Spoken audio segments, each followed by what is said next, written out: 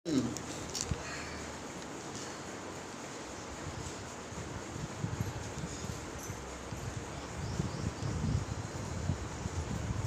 మీరు లోపలికి వచ్చి కూర్చోలేకపోతే చేసేసుకోండి. ఎందుకంటే ఆ వ్యాన్ వేస్తే మైక్ డిస్టర్బెన్స్ అయ్యింది, అది పొడపడానికి అర్థం వస్తుంది. లోపల ఇక్కడ వేసుకోండి, జనాలు లేరు కాబట్టి ఇక్కడ కూర్చోవచ్చు. మీరు బ్రదర్స్ ఇక్కడ వేసుకొని కూర్చోవచ్చు. చేసేసుకో, నో ప్రాబ్లం.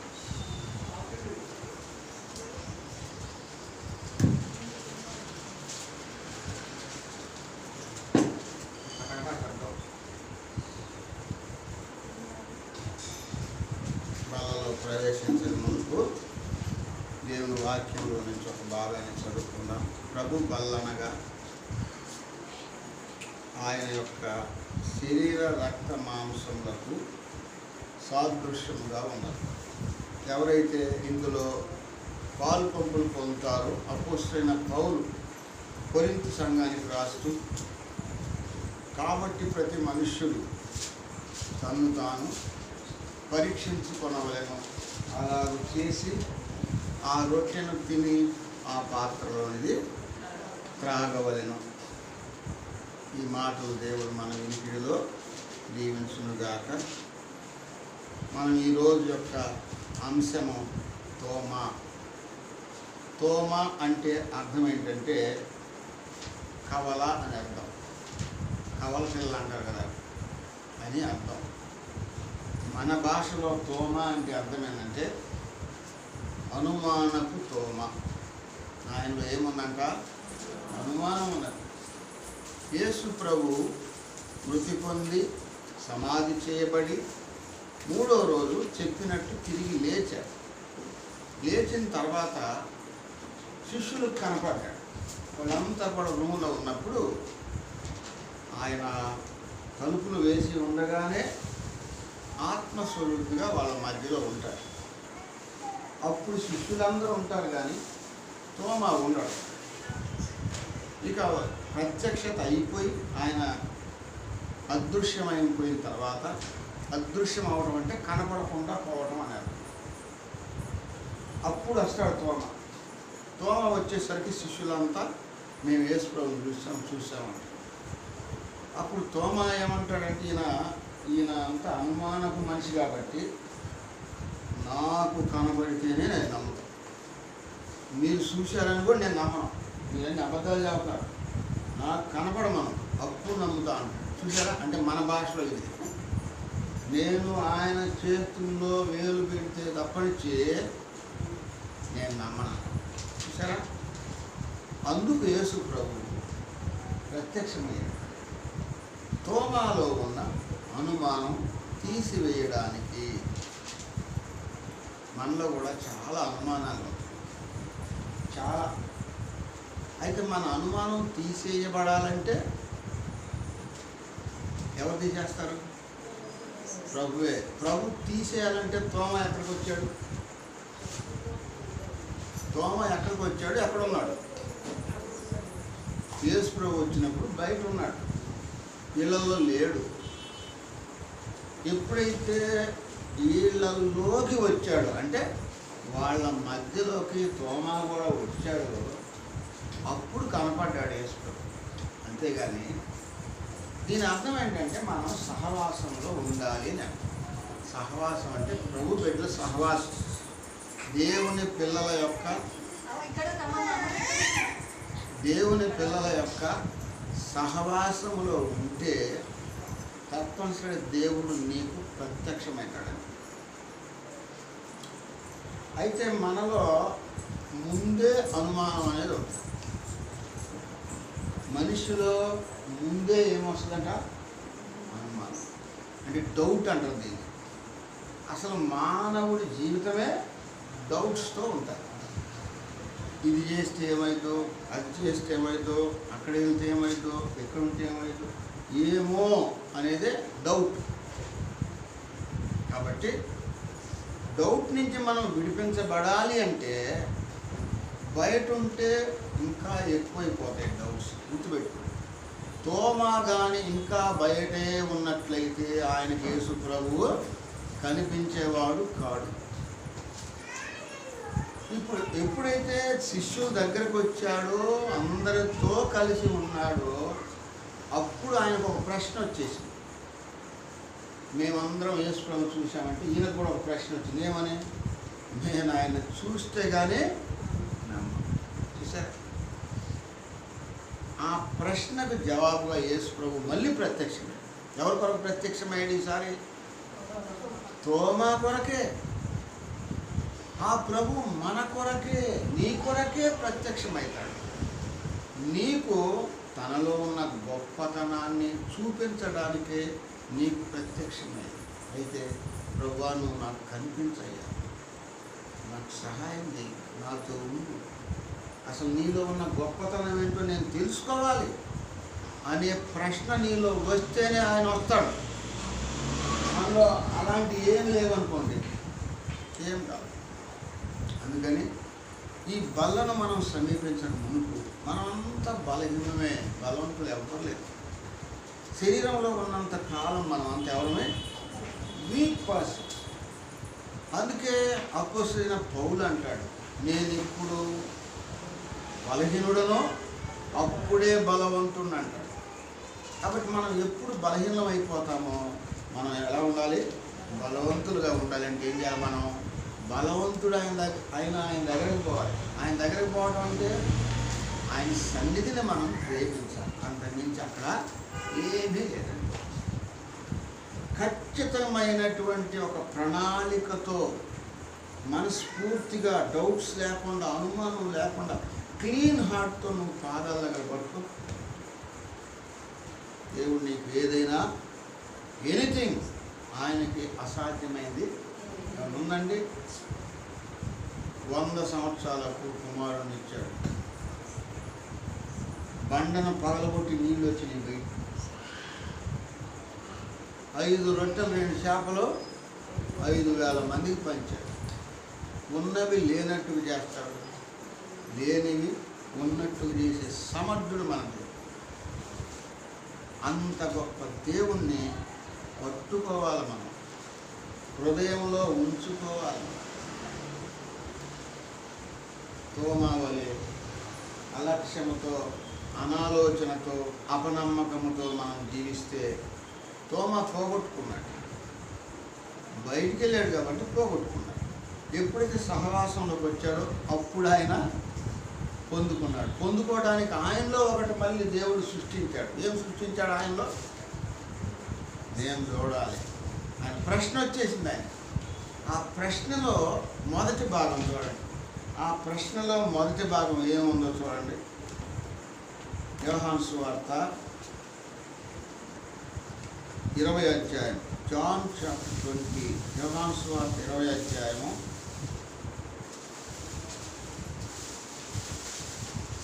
25వ వచనం. మంచి చదవాలి, జాగ్రత్తగా వినాలి. గనుక తక్కిన శిష్యులు మేము ప్రభువును సూచితమని అతనితో చెప్పగా, ఇప్పుడు గుర్తుపెట్టుకోవాలి, ఇప్పుడు చదివే మాట గుర్తుపెట్టుకోవాలి మనం. అతడు చాలమ్మా. అక్కడ ఏమంటున్నాడు? ఇప్పుడు అతడు ఇప్పుడు స్టార్ట్ చేశాడు. ఏమని స్టార్ట్ చేశాడు? స్టార్టింగ్ నేనంటే అర్థమైంది ఇంగ్లీష్లో. అయ్యా వంగుతుందా? స్ట్రైట్ అన్నమాట. ఎప్పుడైనా అయ్యి అనేది వంగదు. అంటే అర్థం ఏంటి? నేనంటే ఏమనుకున్నావు? చూసారా? నేను అనేది వచ్చేసి నియంలో. ఎప్పుడైతే నేను అనేది వచ్చిందో ఆ లూసిఫర్ ఏమైపోయినాడు? ఆకాశం దేవునితో సహవాసాన్ని ఏం చేశాడు? ఆయన పోగొట్టుకున్నాడు. ఈయనలో ఉన్న మొట్టమొదటి ప్రశ్న, ఆ ప్రశ్నలోనే ఆయనలో ఉన్న పరిస్థితి అంతా మనకు దేవుడు జ్ఞాపకం చేస్తున్నాడు. వాళ్ళందరితో అంటాడు నేను ఆయనను. నేను అంటే ఏమంటుంది అక్కడ? I am. ఇంగ్లీష్లో ఐ యామ్ అంటే నేనే, నాకు అన్నీ తెలుసు, నాకు సర్వం తెలుసు, నాకేంటి మీరు చెప్పేది. నేను అనేది చాలా డేంజర్ అన్నమాట. అందుకే దీన్ని ఈగో అంటారు. ఏమంటారు? ఈగో. ఈగో అంటే అర్థం ఏంటి? నాకు అన్నీ తెలుసు, నాకు నువ్వేం చెప్పేది. ఒక చోట మీటింగ్ జరుగుతాము. వృద్ధురాలు చాలామంది వచ్చారు, వాక్యం వింటున్నారు. ఆయన అయితే చదువుతానే ఉన్నాడు వాక్యం. అందరూ వెళ్ళిపోయారు. ఒక వృద్ధురాలు వింటా ఉంది వాక్యం. అందరూ వెళ్ళిపోయారు. చివరి ప్రార్థన అయిన తర్వాత ఆమె ఒక్కతే ఉంది. ఏందమ్మా అంటే, అయ్యా నా జీవితం దేవునికి అప్పగించాను, దేవుడు నాతో ఏం మాట్లాడితే అదే నేను మనసులో దాచుకుంటాను ప్రతిరోజు. ఈరోజు నాకు పరిపూర్ణమైన తృప్తి కలిగింది. ఎంతసేపు వాక్యం చెప్పావు, ఈ వాక్యం అంతా నా హృదయంలో నేను దాచుకున్నాను. నా ఆకలి తీర్చబడి, ఆమెలో ఏమేమి ఆకలి ఉన్నదో అవన్నీ దేవుడు మాట్లాడుతూ వచ్చాడు, తీర్చబడి. ఇప్పుడు అట్లనే జనాలంతా వెళ్ళిపోయారంటే అర్థమైంది, మనకి ఆహారం అవసరమా? అవసరం లేదు.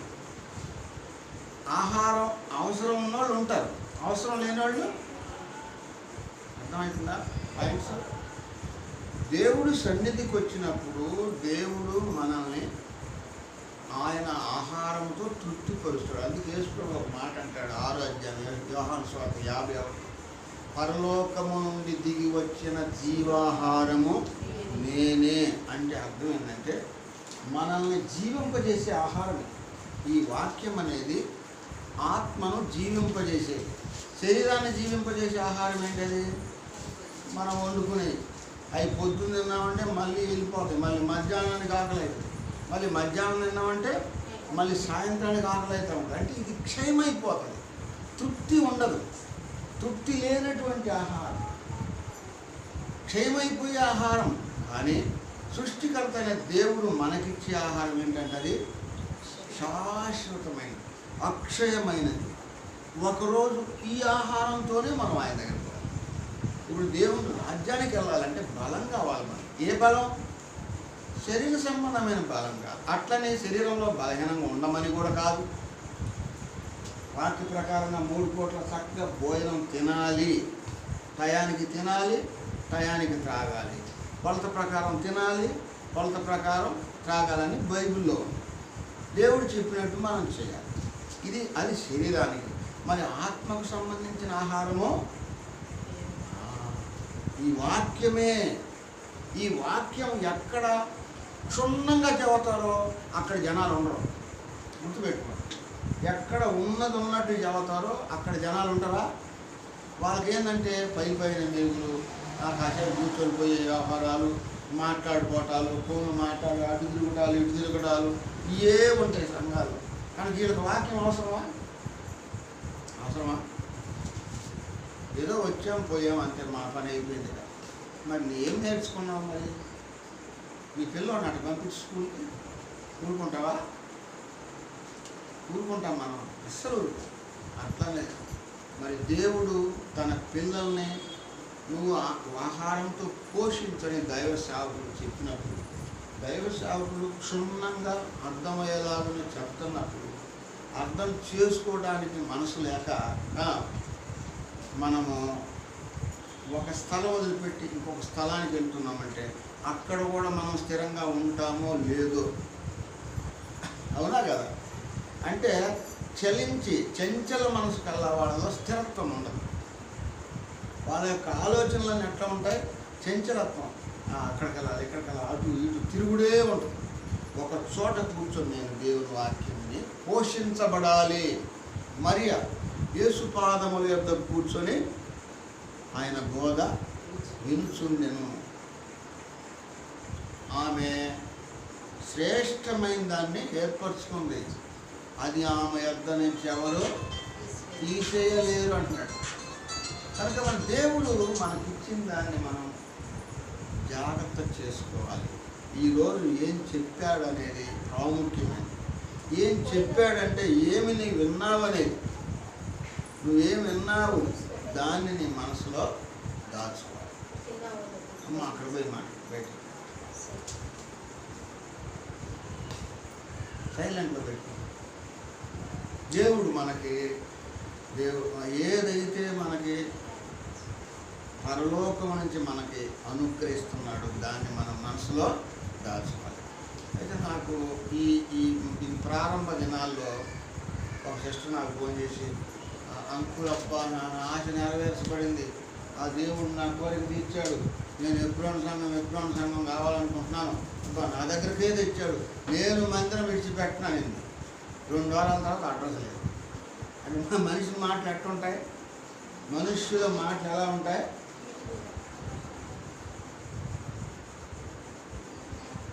మనుషుల్ని మోసం చేయొద్దు, దేవుణ్ణి మోసం చేయదు, నిన్ను నీవు మోసం చేసుకో. మనము ఇష్టానుసారంగా ఎక్కడంటే అక్కడ బయట అక్కడ తింటూ ఉంటే మనకు వాక్యాలు ఏమీ అర్థం కావు. రేపు దేవుని దగ్గర పోయినప్పుడు నువ్వేం నేర్చుకున్నావు అని అడుగుతాడు ప్రభు. మరి ఏం చెప్పగలం మనం దేవుని దగ్గర చెప్పండి. అందుకే ప్రభు అంటాడు, చిన్న మంద నీవు భయపడొద్దు అన్నాడు. నీకు రాజ్యం ఇవ్వడానికి నా తండ్రికి ఇష్టమైంది అన్నాడు. కనుక మనం ఒకళ్ళు ఉన్నా, 2 ఉన్నాము, 10 మంది ఉన్నా, మనం దేవుని వాక్యాన్ని క్షుణ్ణంగా తెలుసుకోవాలి, అర్థం చేసుకోవాలి, దాచుకోవాలి. ఏదో వచ్చామంటే పోయామంటే వేస్ట్. అలాంటి చదువులు కూడా వేస్ట్. అలాంటి నేను వెళ్ళానంటే నాకు దేవుడు ఏమిస్తున్నాడు ఈరోజు నా హృదయానికి. ఏముందండి, ఇవాళ ఉంటాం, రేపు వెళ్ళిపోతాం. వెళ్ళిపోయినప్పుడు ఏం కట్టుకుపోతాం? నువ్వు దేవుడిలో ఎంత ఎదిగావో అంత తీసుకుపోతావు. అక్కడ ప్రైజులు ఉంటాయి. దేవుని దగ్గర ఏముంటాయి? ప్రైజులు ఉంటాయి. ఆ ప్రైజులు మామూలు ప్రైజులా? 10 దినములు శ్రమ కలుగును, మరణం వరకు నీవు నమ్మకం ఉండేది, నీకు జీవ కిరీటం ఇస్తాను. ఒక్కరోజు శ్రమ వస్తేనే అడ్రస్ ఉంటామా? 10 రోజులు శ్రమ నమ్మకం ఉండమంటే మన జీవితాంతం దేవుడికి నమ్మకం ఉండాలి. చూడండి, ఎన్ని విపత్తులు వచ్చినా, ఎన్ని పరిస్థితులు వచ్చినా, టయానికి అన్నం తింటాం మానుకుంటామా? ఉదయం టిఫిన్ మానుతామా? చెప్పాలి. మధ్యాహ్నం లంచ్ మానుతామా? సరే ఈరోజు తినబుద్ధి కదా, రేపు తింటామా? చెప్పండి. సాయంత్రం డిన్నర్ తింటామా? ఆపుతామా? ఎన్ని పరిస్థితులు వచ్చినా దేవుని వాక్యాన్ని మనము క్షుణ్ణంగా అర్థం చేసుకోవాలి. అయితే ఈరోజు తోమాలో ఉన్న జీవిత విలువ మనం జ్ఞాపకం చేసుకుంటున్నాం. అయితే మనం ఎలా ఉంటున్నాం అనేది ప్రశ్నించుకొని, ఒకవేళ మనం తప్పిపోతూ ఉన్నట్లయితే, ప్రభువా నన్ను క్షమించు, ఒక్క మాట చేస్తే సార్ ప్రభు మనల్ని క్షమిస్తాడు, శుద్ధి చేస్తాడు, పవిత్రపరుస్తాడు, పరిశుద్ధమైన జీవితాన్ని మనకిస్తాడు. చూడండి, తోమాలో ఉన్న పతన స్థితి ఏంటంటే, నేను ఆయనను, ఫస్ట్ ఏమొచ్చిందంట? నేను. కాబట్టి చాలాసార్లు మనం కూడా ఏం చేస్తాం? నేను అని సంబోధిస్తాం. కాబట్టి నేను అనే దగ్గర ఇగో అనేది వస్తాం. కాబట్టి నేను అనే మాట ఉపయోగించి నేను ఆయనను అంటున్నాడు. నేను ప్లస్ ఆయన. ఆయనను నేను చూడాలంటే అది వేరు ఉండేది. నేను ఆయనను చూడాలి, నేను ఆయనను చూస్తేనే కానీ అన్నాడు. ఈ నేను అనే మాట ఎవరు ఉపయోగించారో తెలుసండి? లూసిఫర్. బైబిల్లో ఎవరు ఉపయోగించారు? లూసిఫర్. లూసిఫర్ అనే పదానికి అర్థం ఏంటంటే సాతానుడు అని అర్థం. హెబ్రీ భాషలో హేలేల్ అని అర్థం. లూసిఫర్ అంటే హెబ్రీ భాషలో హేలేల్ అంటే అర్థం ఏంటంటే ప్రకాశించువాడు, ప్రకాశించువాడు. ఇంకొక మాట చెప్పాలంటే ఉదయ నక్షత్రము. ఇంకొక మాటలో పడిపోయిన దేవదూత. చూసారా? ఆ దేవదూత పడిపోవడానికి కారణం ఏంటి? పడిపోవడానికి కారణం ఏంటంట? దేవుని కంటే తక్కువ ఉన్నాడు అన్నమాట.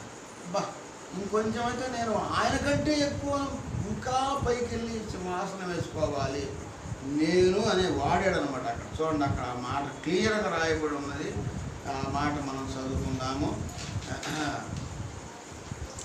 చూడండి, యెషయా గ్రంథం 14వ అధ్యాయం. యెషయా గ్రంథం భక్తుడు, మహర్షి, ప్రవక్త అయినటువంటి యెషయా గ్రంథం 14వ అధ్యాయం 12వ వచనం. యెషయా 14:12.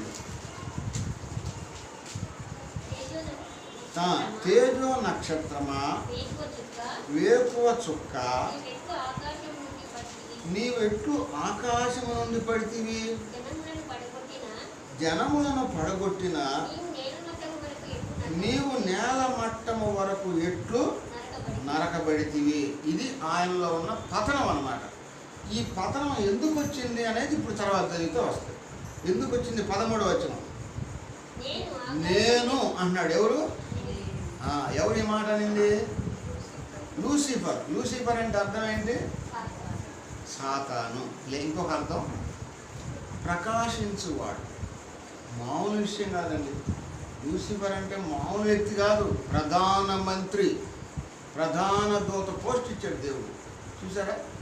అంతటితో ఆగిపోక ఇంకొంచెం నేను అనే మాట వచ్చేసింది ఇక్కడ. నేను ఆకాశమునకు ఎక్కిపోయేదను, దేవుని నక్షత్రములకు పైగా. చూసారా ఎంత హెచ్చించుకున్నాడు తను తాను. దేవుడు ఒక పోస్ట్ ఇచ్చాడు. ఆ పోస్టుతో సంతోషించాలా లేదా? ఆ పోస్టుకి న్యాయం కూడా చేయాలి. అవునా? దేవుడు ఒక స్థితి, ఒక పని, ఒక ఆధిక్యత దేవుని మందిరంలో మనకి ఇచ్చినప్పుడు దాన్ని ఫస్ట్ మనం కాపాడుకోవాలి. రెండోది దానికి అనుగుణ్యంగా జీవించాలి. మూడోది దానితో మన జీవితాన్ని కొనసాగించాలి. నాలుగోది ప్రభువా మరి నీ చిత్తమైతే ఇంకేదైనా నాకు దీనికంటే కొంచెం స్థితి నాకు పెంచు ప్రభు అని ప్రభుని అడగాలి. ఈ లూసిఫర్ ఏం చేశాడంట? ప్రధానమంత్రి మంచి పోస్ట్ ఇచ్చాడు దేవుడు. ఇస్తే ఈయన ఆశలన్నీ ఎక్కడ ఉన్నాయి? నేను ఆకాశ మండలమునకు ఎక్కిపోవుదును. చూసారా? దేవుడు ఎక్కిస్తేనే కానీ నువ్వు ఎక్కాల్సింది. దేవుడు ఎక్కించకుండా నువ్వు మనం ఒక్కళ్ళం ఎక్కగలమా? దేవుని చేత హెచ్చింపబడటం వేరు, మనల్ని మనం హెచ్చించుకోవడం వేరు. అందుకే తన్ను తాను హెచ్చించుకున్నవాడు తగ్గించబడును, తన్ను తాను తగ్గించుకున్నవాడు హెచ్చించబడు. ఇప్పుడు లూసిఫర్ ఏం చేశాడు? తన్ను తాను హెచ్చించుకున్నాడు. నేను అనేది వచ్చేసిందా? అనేది ఎప్పుడు వంగదు. గర్వము, అహంకారము, గొప్ప చేసుకోవటం ఇది వచ్చేసి వెంటనే ఆకాశ మండలమునకు ఎక్కిపోవడం. ఇంకేమన్నాడు? దేవుని నక్షత్రములకు పైగా నా సింహాసనం వేసుకుంటా. దేవుని నక్షత్రములకు పైగా నా సింహాసనమును హెచ్చింతును. ఎవరు హెచ్చించుకుంటారు? నేను వేసుకుంటా పోయి హింస అక్కడ వేసుకుంటా తీరు. ఎవరు అడుగుతారో చూస్తా. అవునా? మేము ఆ పాత మందిని వచ్చేటప్పుడు అక్క ఒక మాట, ఎందుకంటే సందర్భం వచ్చింది చెప్పాలి తప్పదు. దేవుడు మాకు ఇచ్చిన పరిచయం అండి, మీరు ఇష్టమైన వాళ్ళు ఉండండి, లేదంటే మీ ఇష్టం, నేను ఏమన్నా మిమ్మల్ని అంటే. అప్పుడు ఒక వ్యక్తి అన్నాడు, ఎవడు వస్తాడో చూస్తా ఇక్కడ, నేను చూసుకుంటా ఇది అంటాడు. ఎవడు వస్తాడో నేను ఎట్టానంటే చూసుకో ఆయన, నువ్వే చూసుకో అంటే అక్కడ ఏమొచ్చింది? నేను. ఏమన్నా నెమ్మది ఉందా? నెమ్మది ఏమైనా ఉందా? ప్రతి ఆదివారం వచ్చింది, ఆదివారం వస్తే చాలు ఏంటంట గుసగుసలు ఎక్కువ అయిపోయినాయి. తిరిగిన వాళ్ళు ఆడకపోదాం ఏడకపోదాం తిరుగుతున్నారు. అసలు పరిస్థితులు తెలుసా? ఆ గుసగుసలు, ఆ వ్యతిరేకతలు, ఆ కొట్లాట్లు ఆ దేవుడికే తెలియాలి. కనుక దేవుని ప్రజలైన మనం ఇది జాగ్రత్త గుర్తించుకోవాలి. ఈ సైతాను గాడు చేసిన పని ఏంటంటే, ఒకటి వాడు పడిపోవడానికి కారణం నేను అనేది వచ్చింది. నేను ఆకాశ మండలం కన్నా ఎక్కువ వెళ్ళిపోతా అన్నాడు. రెండోది దేవుని నక్షత్రం కంటే పైగా వేసుకుంటా నా సింహాసనం ఎవడొస్తాడో చూస్తాడు. అవన్నీ దేవుని వేయరా? నీ పరిస్థితి ఉందని చెవులు పిండి ఒక్కసారి ఒక దెబ్బ కొట్టేసరికి కింద వచ్చి పడ్డాడు. అవునా? ఒక్కటే దెబ్బతో ఏడొచ్చి పడ్డాడు, కింద వచ్చి పడిపోయింది. ఇంకా పైకి పోతానా?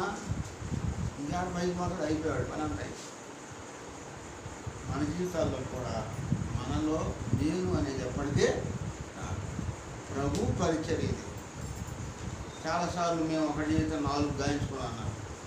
మేము ఒకటి చెప్తే ఏం చెప్తామంటే సంఘం అందరిది, మినిస్ట్రీ దేవుడు మాకు ఇచ్చాడు, ఎక్కడికైనా పోయి పెడతాం. ఎందుకంటే దేవుడు మాకు ఇచ్చిన మినిస్ట్రీ సేవ ఇది. సంఘం అయితే అందరిది. దీనికి వాళ్ళు అదంతా ఆయనదేనంట, అదంతా ఆయనదేనంట అని గుసగుసలు ఎక్కువైపోయింది.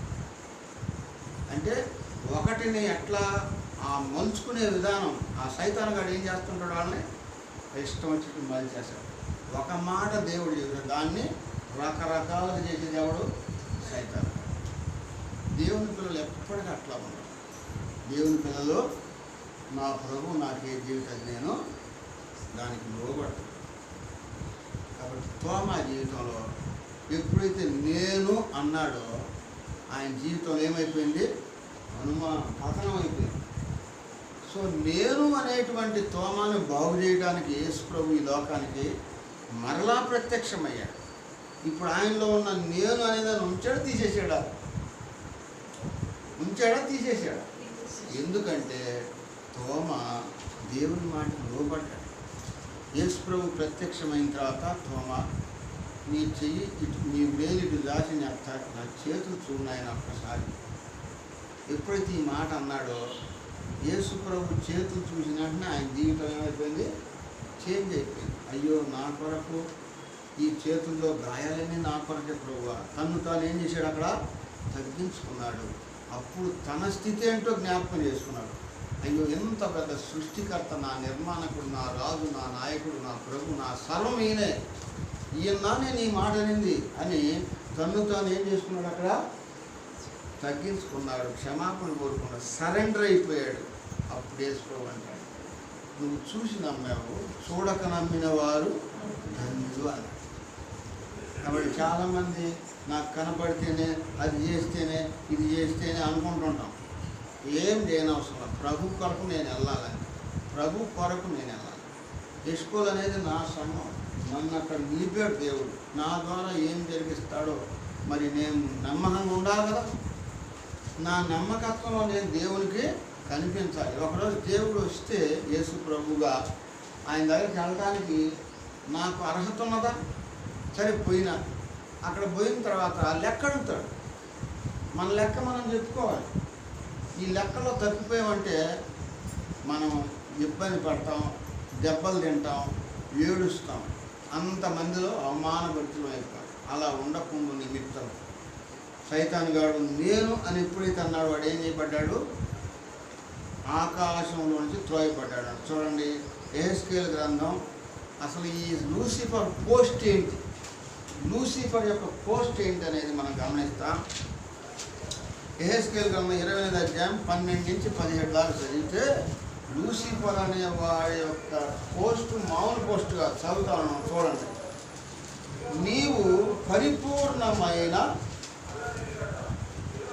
పరిపూర్ణమైన ముద్రవన్, నీవు దేవుని ఏదేను తోటలో ఉన్నావు, అభిషేకించబడిన తెలుగువి.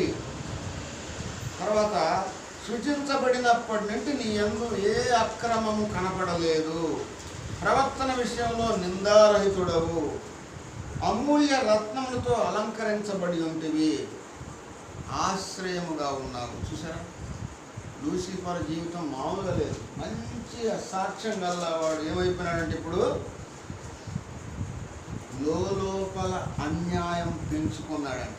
లోపల ఏముంది వచ్చేసింది, ఎప్పుడైతే నేను దేవుని కంటే పైగా నేను సింహాసనం వేసుకుంటాను, నక్షత్రాల కంటే పైగా వెళ్ళి నేను కూర్చుంటానని మనసులోకి వచ్చిందో అప్పుడు వాళ్ళకు లోపల ఏమేమి పెంచుకున్నాడు, లోపల అన్యాయం పెంచుకున్నాడు. ఒకటి. రెండోది పాపం వచ్చేసింది. మూడోది సౌందర్యాన్ని చూసుకొని గర్వించాడు. సౌందర్యం అంటే ధనమే కావచ్చు, ఘనమే కావచ్చు, పర్సనాలిటీ కానీ ఏదైనా కూడా అది ఐశ్వర్యం. కాబట్టి సౌందర్యం చూసుకొని గర్వించాడు. తేజస్సును చూసుకొని జ్ఞానము చెరుపుకొంటివి, అన్యాయపు వర్తకము జరిగించితివి, విస్తారమైన దోషముల చేత పరిశుద్ధ స్థలమును చెరుపుకొంటివి. ఇది ఎప్పుడైతే అలా అయిందో దానికి ప్రతిఫలమైంది,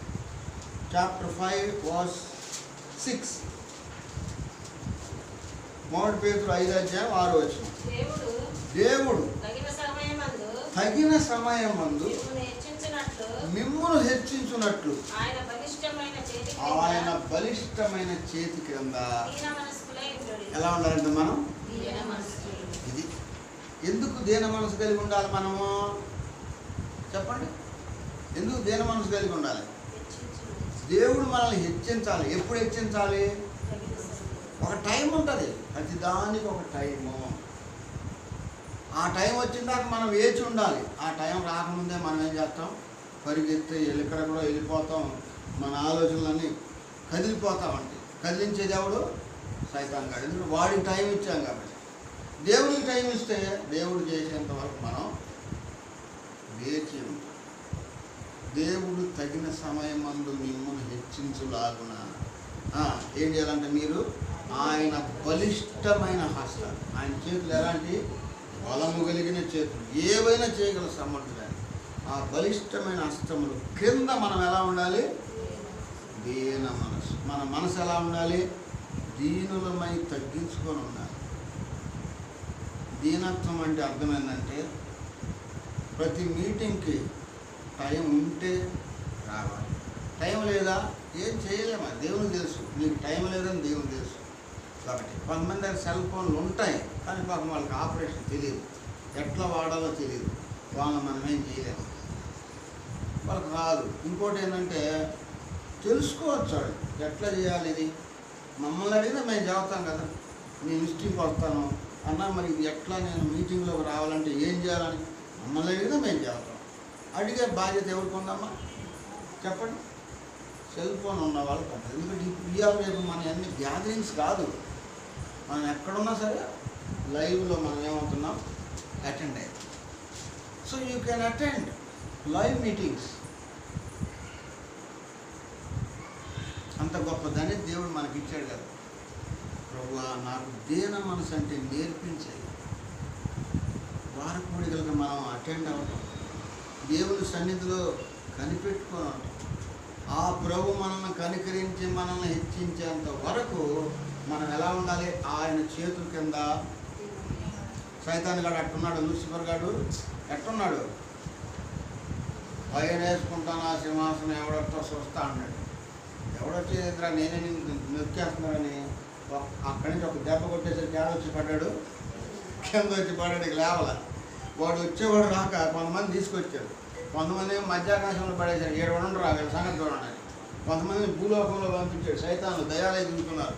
కొంతమందిని పట్టుకొని కట్టిక చీకటి బిలంలో బంధించేసేసాడు. బంధించి సైలెంట్లో పెట్టుకొని చెప్పేవాళ్ళు.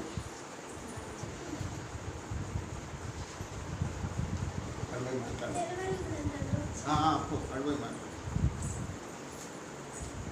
కనుక ఈ సైతానుడు ఎప్పుడైతే నేను వచ్చేసిందో అడ్డేమైపోయింది? దేవుని హస్తాల కింద ఉన్నాడా? దేవుని హస్తాలకు పైకి వెళ్ళిపోయాడా? మనం అట్లా ఉండకూడదు. ఒక స్థితి మనకు కావాలి అంటే మనం ఎలా ఉండాలి? ఒకరోజు పొద్దున అంటే దగ్గర 3 గంటలు అవుతా ఉంది, వర్షం పడతా ఉంది, చిరుకులు పడతా ఉన్నాయి. ఎబ్రోన్ నుంచి కొరియన్ అంకుల్ ఫోన్ చేశాడు. ఎఫ్రాయిం నువ్వు బాదర్షా ఏదో ఉంది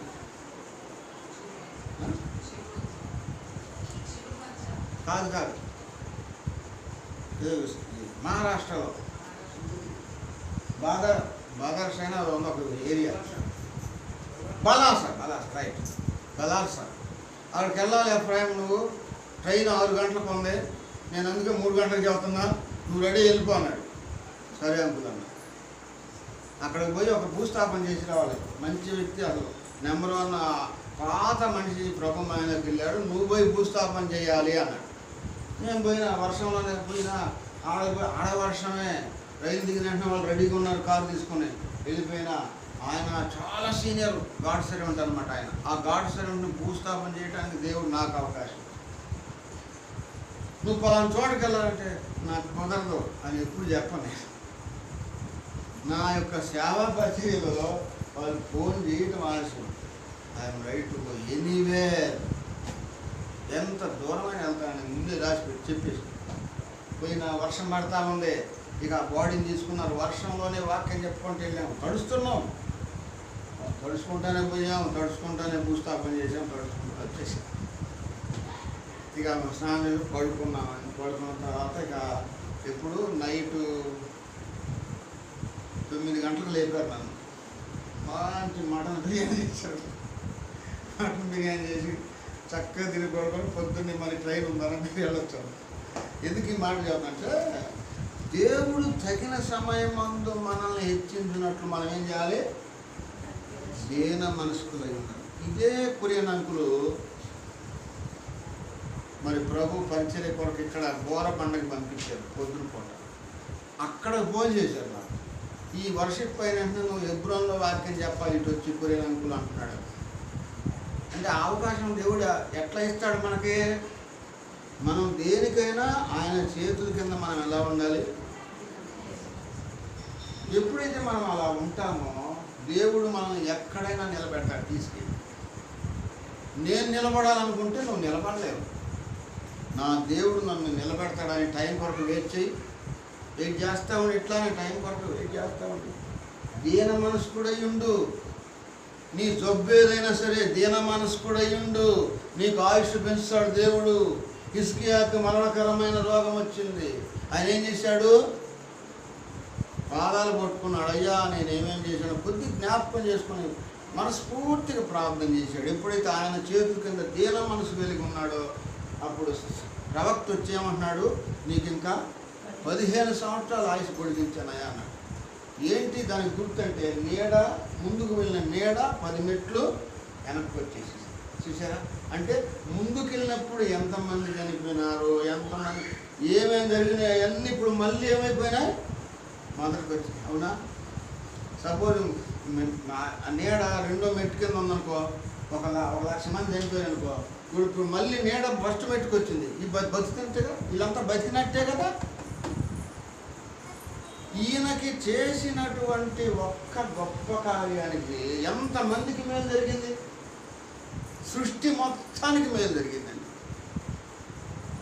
హిజ్కియా చేసిన ప్రార్థనను బట్టి హిజ్కియాకు ఒక్కడికే కాదు మేలు జరిగింది. 15